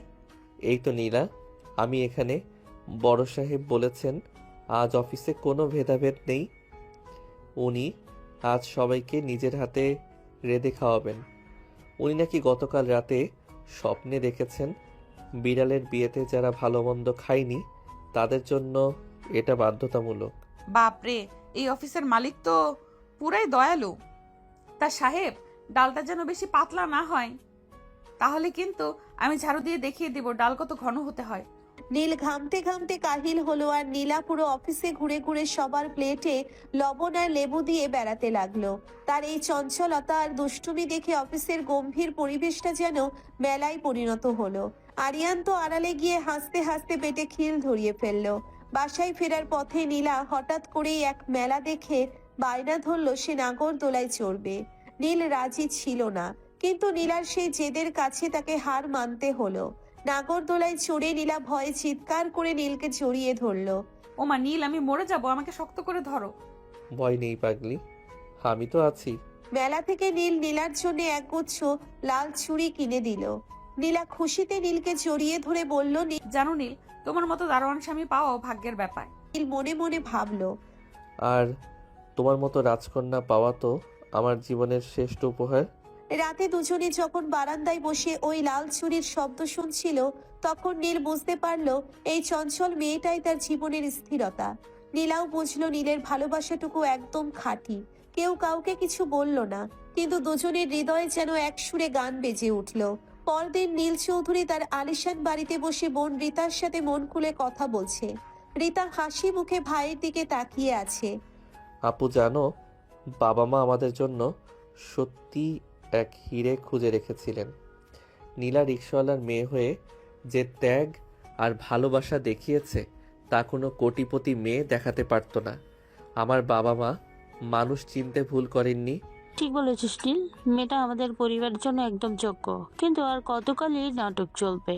কাল ওকে একটা ক্যান্ডেল নাইট ডিনার ডেটে নিয়ে যা, সেখানে সব সত্যি খুলে বল। তারপর ওকে ধুমধাম করে আমাদের এই বাড়িতে নিয়ে আয়। এই লুকোচুরি এবার সমাপ্তি হওয়া দরকার। হ্যাঁ আপু, এই মিথ্যাগুলো বলতে বলতে আমার দম বন্ধ হয়ে আসছে। কালই হবে আমাদের নতুন জীবনের শুরু। পরদিন নীল তার অফিসের রুফটপে চমৎকার এক ক্যান্ডেল লাইট ডিনারের আয়োজন করলো। চারিদিকে মোমবাতি, দামি অর্কিড ফুল আর মৃদু মিউজিক। নীল আজ দামি ব্ল্যাক স্যুট পরে একদম রাজপুত্রের মতো সেজেছে। নীলাকে বলা হয়েছে সে যেন সন্ধ্যার পর অফিসের ছাদে আসে, কারণ বিড়ালের খালাতো ভাইয়ের বিয়ে উপলক্ষে আজ বড় সাহেব বড় দাওয়াত দিয়েছেন। নীলা মনের আনন্দে লাল শাড়ি আর মেলা থেকে কেনা সেই চুড়িগুলো পরে অফিসে পৌঁছলো। সে যখন নিঃশব্দে ছাদের দরজার কাছে পৌঁছলো, তখন সে দেখলো নীল আর আরিয়ান আড্ডা দিচ্ছে। নীল তখন পিঠ ফিরিয়ে দাঁড়িয়েছিল। বুঝলি আরিয়ান, নীলা মেয়েটা আসলেই ভীষণ বোকা। এত নাটক, বিড়ালের বিয়ে, অদল বদল দিবস, যা বলেছি সব চোখ বন্ধ করে বিশ্বাস করেছে। এত কিছুর পরও ও বুঝতে পারিনি যে আমরা এতদিন ওর সাথে অভিনয় করেছি। বেচারি সারল্যের মূর্ত প্রতীক। সত্যি তো, ও তো এখনো জানে না যে ওর এই দারোয়ান বর আসলে এই শহরের সবচেয়ে বড় কোটিপতি নীল চৌধুরী। দরজার আড়ালে দাঁড়িয়ে কথাগুলো তীরের মতো নীলার বুকে গিয়ে বিঁধলো। তার দু চোখ বেয়ে জল গড়িয়ে পড়লো। সে ভাবলো, তার মানে নীল আমাকে ভালোবেসে নয়, আমাকে বোকা বানিয়ে আনন্দ পেয়েছে, আমার আবেগ নিয়ে খেলেছে। নীলার রাগে আর অভিমানে কাঁপতে কাঁপতে সামনে এসে দাঁড়ালো। হাতে থাকা দামি গিফট বক্সটা, যা সে নীলের জন্য অনেক কষ্টে বানিয়েছিল, সজোরে মাটিতে ছুঁড়ে মারলো। হ্যাঁ, আমি বোকা, কারণ আমি তোমাকে বিশ্বাস করেছিলাম। আমি বোকা কারণ আমি তোমার জন্য আমার কোটিপতি চাচার ঘর ছেড়ে বস্তিতে এসেছিলাম। নীলা, তুমি এখানে শোনো, আমার কথা শোনো। কি শুনবো? তোমার নতুন কোনো নাটকের গল্প? তুমি নীল চৌধুরী হও, বা নীল আকাশ, তাতে আমার কিছু যায় আসে না। কিন্তু তুমি আমার ভালোবাসার সাথে বেইমানি করেছো, তুমি আমাকে নিয়ে হাসাহাসি করেছো। ছি নীল, আমি ঘৃণা করি তোমাকে। নীল কিছু বলতে যাওয়ার আগেই নীলা ঝড়ের বেগে সেখান থেকে বেরিয়ে গেল। নীল চিৎকার করে ওর পিছু নিল, কিন্তু লিফটে নীলা ততক্ষণে নেমে গেছে। নীল পাগলের মতো রিক্সা নিয়ে তাদের সেই বস্তির ঘরের দিকে ছুটল। তার মনে শুধু এক ভয়, নীলা যদি কোনো ভুল কিছু করে বসে। সে যখন সেই ছোট্ট ঘরের সামনে পৌঁছলো, দেখলো দরজা খোলা। ঘরের ভেতর সব এলোমেলো, সেই কোলবালিশের বর্ডার লাইনটা ছিঁড়ে পড়ে আছে মেঝেতে। নীলা, নীলা কোথায় তুমি? আমি মজা করছিলাম না, আমি সব সত্যি বলতে চেয়েছিলাম। কিন্তু সেই ঘরে কোনো সাড়া নেই। আলমারি থেকে নীলার 2-3টে সাধারণ শাড়ি উধাও। নীল পাগলের মতো আশেপাশে খুঁজলো, কিন্তু নীলা যেন কর্পূরের মতো বাতাসে মিলিয়ে গেছে। না সে তার চাচার বাড়িতে গেছে, না সে তার মায়ের কাছে গেছে। নীল রাস্তার মাঝখানে হাঁটু গেড়ে বসে পড়ল। যে নীল চৌধুরী পুরো শহর শাসন করে, সে আজ এক সাধারণ মেয়ের জন্য ডুকরে কেঁদে উঠল। সে বুঝতেই পারল না, এই লুকোচুরি জীবনের সমাপ্তি করতে গিয়ে সে তার জীবনের সবচেয়ে বড় সত্যটাকে হারিয়ে ফেলেছে। চোখে জল আর মনে পাহাড় সমান অভিমান নিয়ে নীলা সোজা গিয়ে হাজির হলো তার চাচার প্রাসাদে। তার চাচা মিস্টার তালুকদার ড্রয়িং রুমে বসে নিউজ পেপার পড়ছিলেন। নীলাকে আলুথালু বেশে কাঁদতে দেখে তিনি বিচলিত হয়ে উঠলেন। চাচা, আপনি আমায় একই নরকে ঠেলে দিয়েছিলেন। আপনার ওই গুণধর দারোয়ান নীল আসলে একজন জালিয়াত। সে বড়লোকের ছেলে হয়ে আমার সাথে গরিব সেজে নাটক করেছে, আমাকে নিয়ে হাসাহাসি করেছে। বস মা, শান্ত হ। নীল কোনো জালিয়াত নয়। নীল আমার সবচেয়ে কাছের বন্ধুর ছেলে।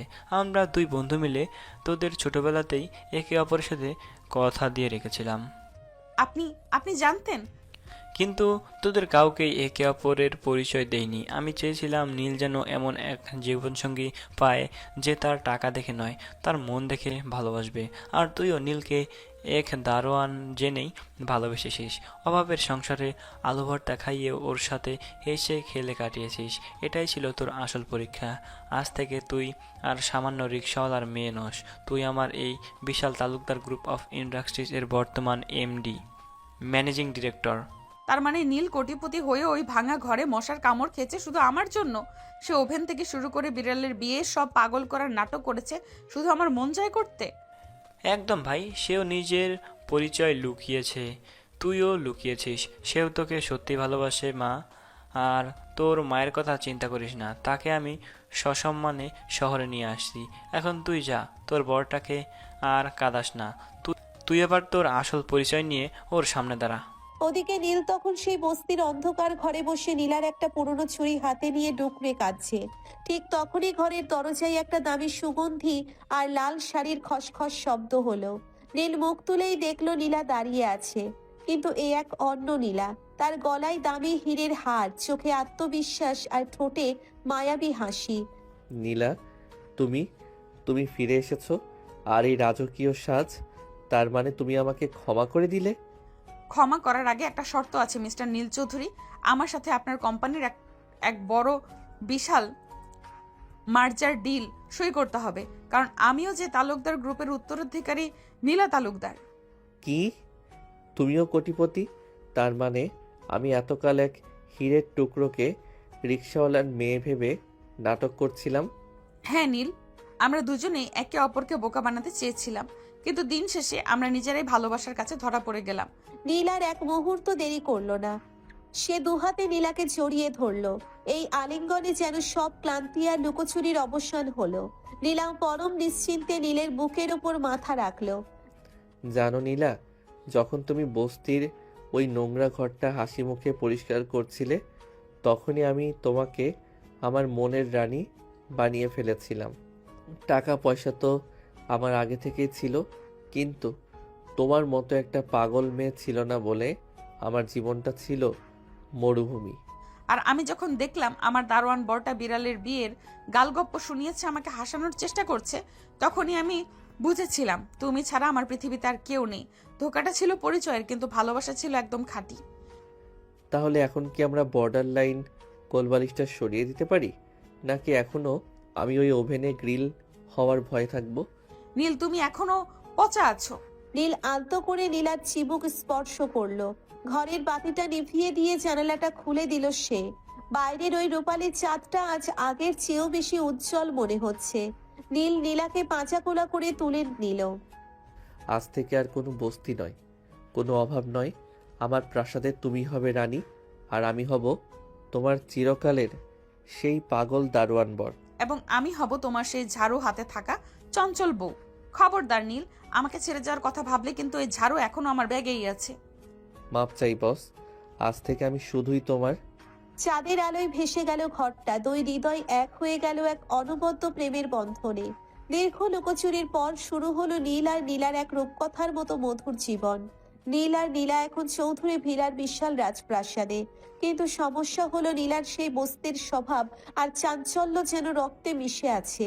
সাত সকালে নীল ঘুমাচ্ছে, এমন সময় নীলা দামি সিল্কের শাড়ি পরে হাতে একটা বড় স্টিলের গামলা আর চামচ নিয়ে নীলের কানের কাছে এসে গান শুরু করলো।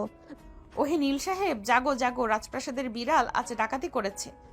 কি ডাকাতি? কোথায়? কিসের বিড়াল? আরে না, এই যে তোমার এই বিশাল বাড়ির বিশাল রান্নাঘরে আমার রান্না করতে বড্ড একা একা লাগছে। চলো আজ সকালে আমরা দুজনে মিলে বাড়ির সব কাজের লোকদের জন্য খিচুড়ি রান্না করব। নীলা, এখানে 20 জন বাবুর্চি আছে, তুমি কেন রান্না করবে? আর খিচুড়ি কেন? কারণ ওই যে অভাবের দিনের পাতলা ডালের কথা মনে আছে? আজ সেই ডাল দিয়ে দামি বাসমতি চালের খিচুড়ি হবে। রাজপ্রাসাদে বসে গরিবের স্বাদ না নিলে তো জীবন বৃথা। দুপুরে খাওয়ার সময় হলো। দামি কাছের ডাইনিং টেবিলে রূপার থালা বাসন সাজানো।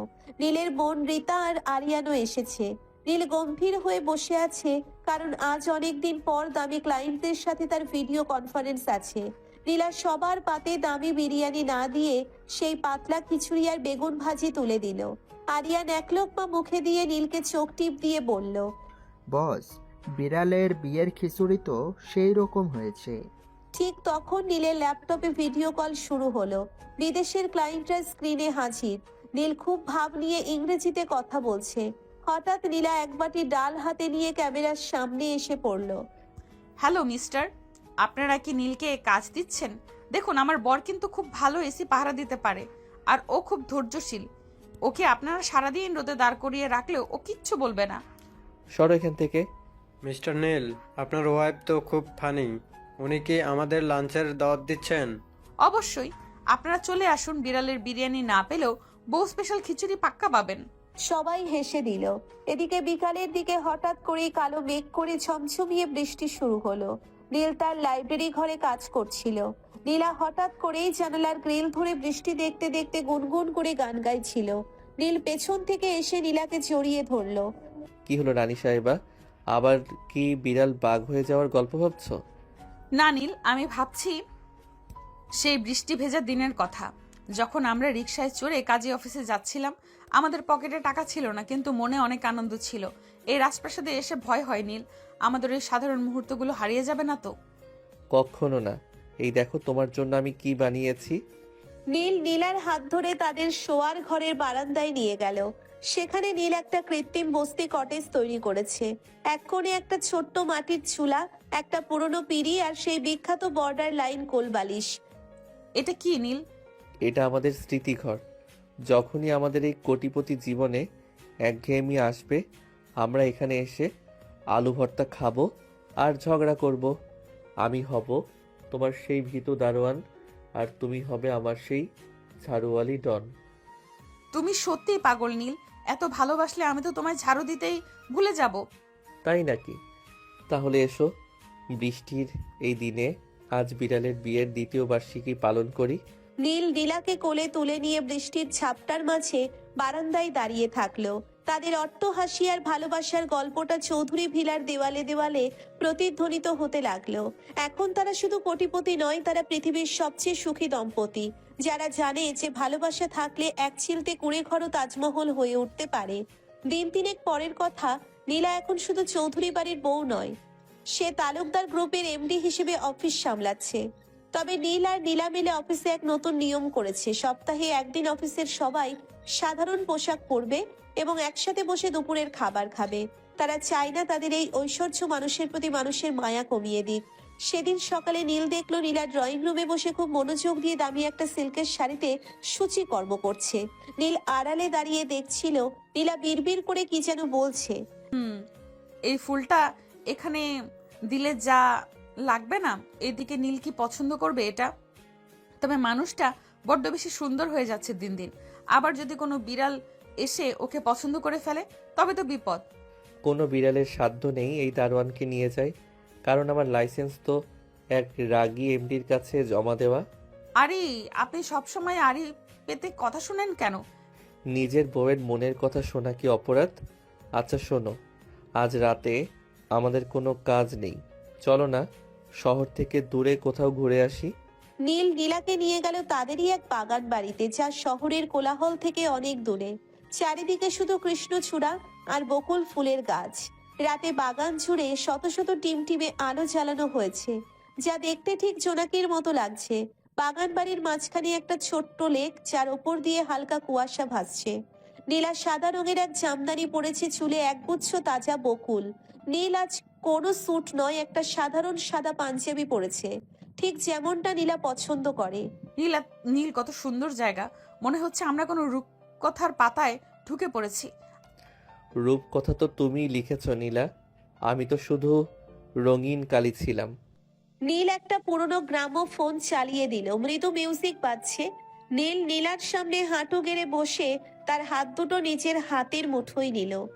নীলা, আমি যখন তোমাকে প্রথম দেখেছিলাম সেই দারোয়ানের পোশাকে, তখন ভেবেছিলাম এটা হয়তো নিছক একটা দায়িত্ব, কিন্তু তুমি যখন আমার সেই ভাঙা ঘরে প্রদীপ জ্বালিয়ে দিলে, তখন বুঝলাম জীবন মানে দামি গাড়ি বা ব্যাংক ব্যালেন্স নয়। জীবন মানে দিন শেষে এমন একজনকে পাওয়া যার কাঁধে মাথা রেখে সব ক্লান্তি ভুলে যাওয়া যায়। আই লাভ ইউ নীলা।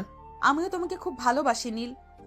তুমি আমাকে শুধু একটা পরিচয় দাওনি, তুমি আমাকে বিশ্বাস করতে শিখিয়েছো। তুমি আমার সেই অন্ধকার দিনগুলোর একমাত্র আলো। বাতাসটা হঠাৎ একটু শীতল হয়ে এলো। নীল নীলার খুব কাছে সরে গেল। বাগান বাড়ির নীরবতায় শুধু তাদের হৃদস্পন্দন শোনা যাচ্ছিল। নীল পরম মমতায় নীলার কপালে একটা দীর্ঘ চুমু আঁকলো। নীলা আবেশে চোখ বন্ধ করে নিল। নীল নীলার চিবুকটা আলতো করে উঁচিয়ে ধরলো। চাঁদের আলো নীলার ঠোঁটে এসে পড়ছে। নীল ফিসফিস করে বলল, আজ আর কোনো বর্ডার লাইন নেই নীলা, আজ শুধু তুমি আর আমি।